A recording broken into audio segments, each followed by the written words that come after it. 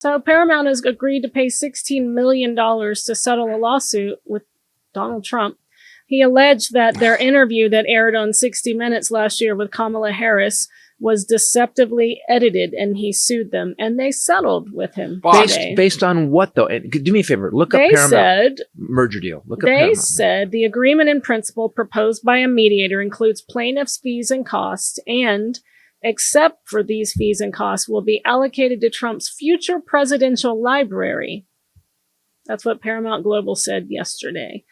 Like he's going to have a library. It's a bribe. It's going to be the... Everyone is saying it's a bribe. And by everyone, I mean all the pundits right now talking on MSNBC and CNN I've been watching. It's going to be the only library with no books. Because you'd have to be able to read them. Just all the books will have pictures. It'll just be pictures. Like Art of the Deal and... his own a children's book. Write. The Bible. What's that one? That children's book. His Bible. Yeah. That he's a king. Oh, the Kash Patel's book. Kash Patel. That is God. Psychotic. Yeah.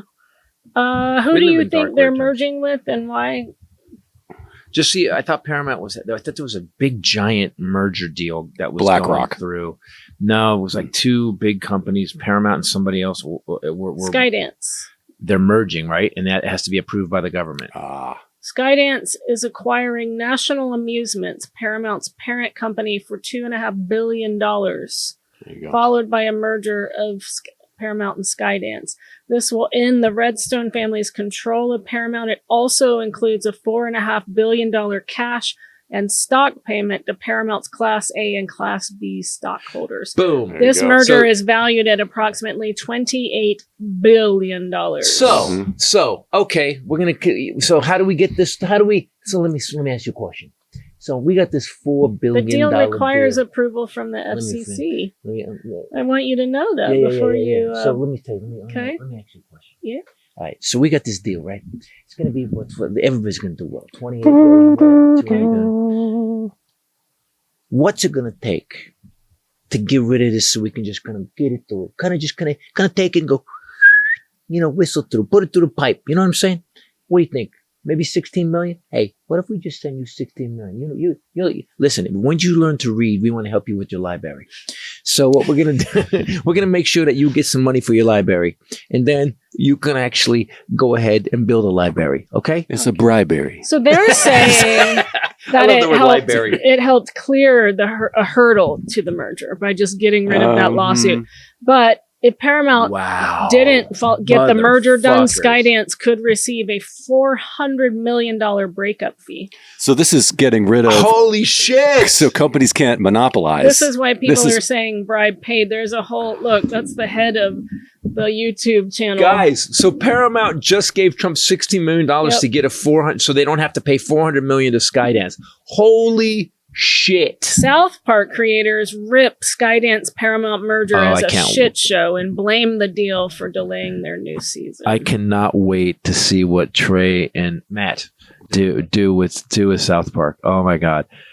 South Park is the conscience of America. You need to know something. A lot of people think it's really base, and sometimes what they'll do is they'll do the basest thing, the queef episode. The queef episode, I watched the first 5 minutes and I'm like, this is disgusting. Why are these guys going so lowbrow? By the end of the queef episode, they're doing this bit on how women are seen different from men, that men can fart and do this horrible shit and it's funny, and women do it and it's disgusting, the same thing.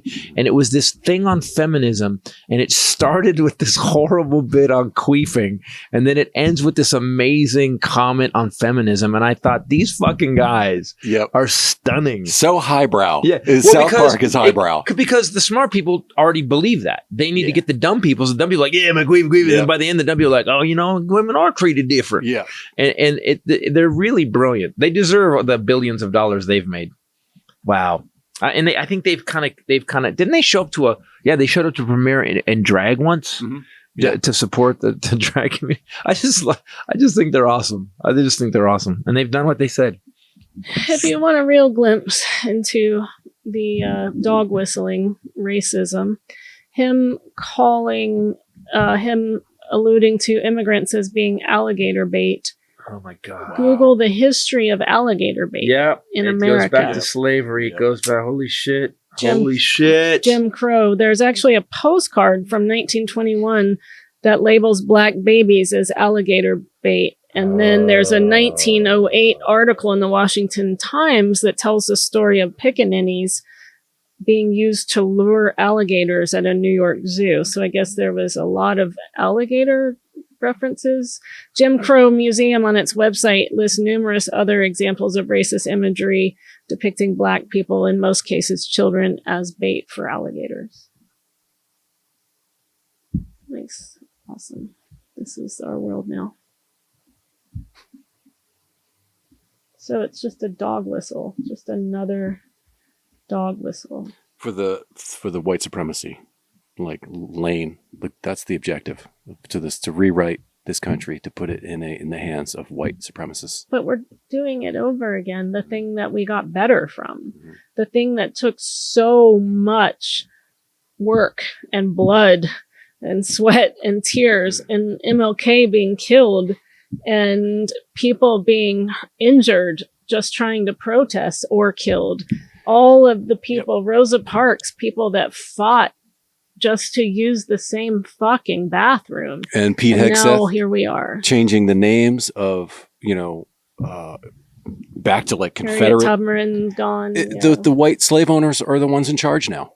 They're back in charge. You know, guys, I am.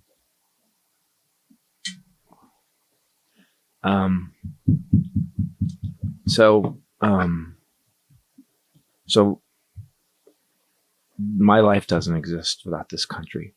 My life doesn't work without it. The free speech that it's provided has given me a job, the education that I got before Reagan fucked it up, and then the one thing that America always had and has had is, especially in California, is that everybody's the same.